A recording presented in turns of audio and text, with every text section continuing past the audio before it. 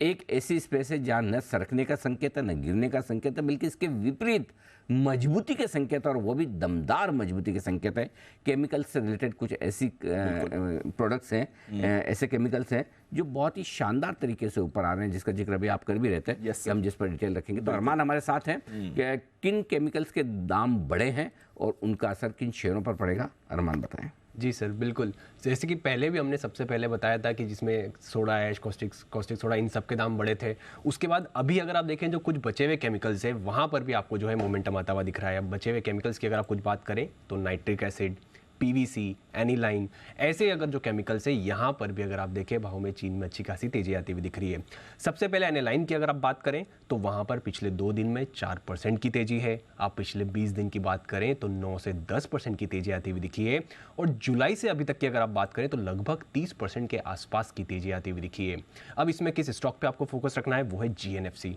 क्यों? क्योंकि अगर आप देखें कंपनी की एनालाइन की देश का सबसे बड़ा सिंगल स्ट्रीम इनकी जो फैसिलिटी है वो तो है ही सही, और ये अभी से प्रोड्यूस नहीं कर रहे हैं। अगर आप देखें इनके एनुअल रिपोर्ट में क्लियरली इससे समझ में आती है 1995 से, मतलब यहाँ से अगर आप देखें कम से कम 25 साल से ज़्यादा पहले से भी यहाँ पर जो है ये इसका उत्पादन कर रहे हैं। दूसरा केमिकल बात करें तो वहाँ पर पीवीसी है। पीवीसी के दाम में भी अच्छी खासी बढ़ोतरी आती हुई जा रही है, जिसमें आप पिछले 2 दिन में 2%, 20 दिन में 6%, या फिर जुलाई से अभी तक की अगर आप बात करें तो 16% के आसपास की आपको तेजी आती हुई दिखी है। अब कौन से स्टॉक यहाँ पर फोकस में रखना है, जिसमें आप कैम्प्ला सनमार देख लीजिए या डीसीडब्ल्यू लिमिटेड देख लीजिए। कैम्प्ला सनमार की अगर स्पेसिफिकली बात करें तो वहाँ पर स्पेशलिटी पेस्ट पीवीसी की देश में नंबर 1 उत्पादक है।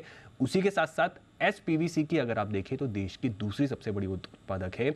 और डीसीडब्ल्यू लिमिटेड, क्योंकि इनका लगभग 35% की आय अगर आप देखें तो पीवीसी से आती हुई दिखती है, तो इसलिए इनको भी फायदा होता होगा। और अंत में जो जिस आप केमिकल की बात करें वो है नाइट्रिक एसिड।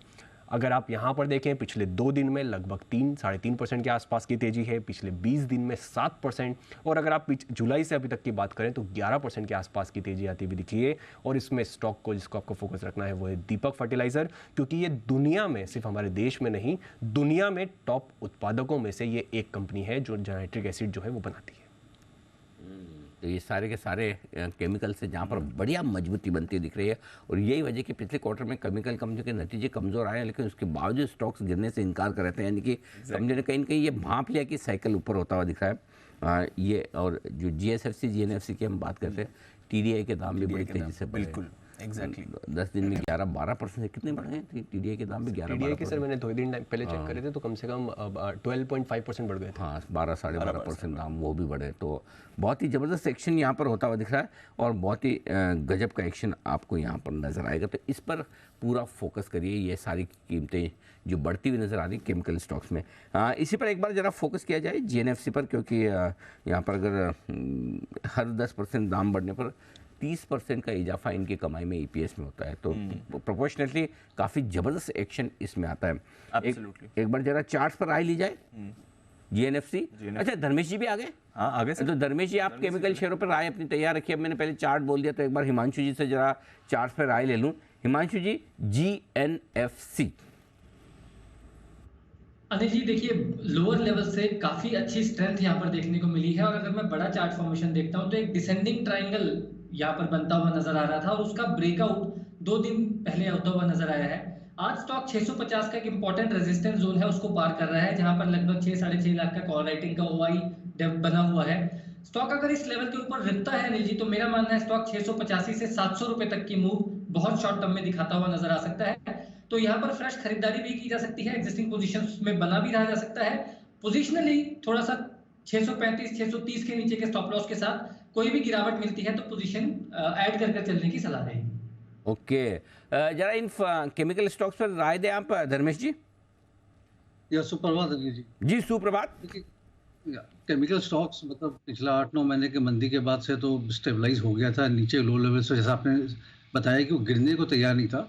और अभी जो खबरें आ रही है प्राइस स्टेबलाइजेशन जैसे जैसे यूरोप में हो रहा है, और वापस से थोड़ा सा ट्रेंड देखने को मिला है इंटरनेशनल प्राइसेस में।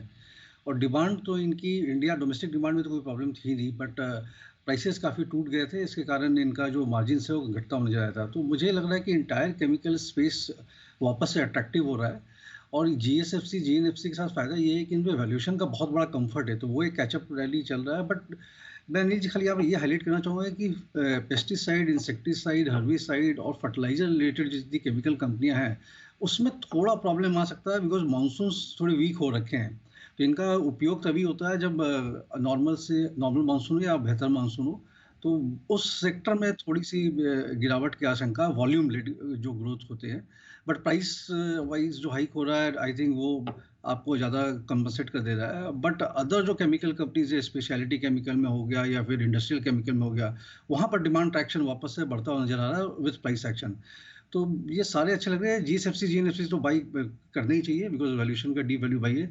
एक और स्टॉक वहाँ पर जो नज़र में आता है, आई थिंक यूपीएल को भी वहाँ पर बाई करके चल सकते हैं। तो एज अ बास्केट ट्रेड करें तो ज़्यादा बेहतर रहेगा। यूपीएल, बेयरकॉप, जीएसएफसी, जीएनएफसी, आरती इंडस्ट्रीज, ये सब एक बास्केट बना के चलना चाहिए। यहाँ से भी 15-20% तो मिनिमम मिलना चाहिए आगे।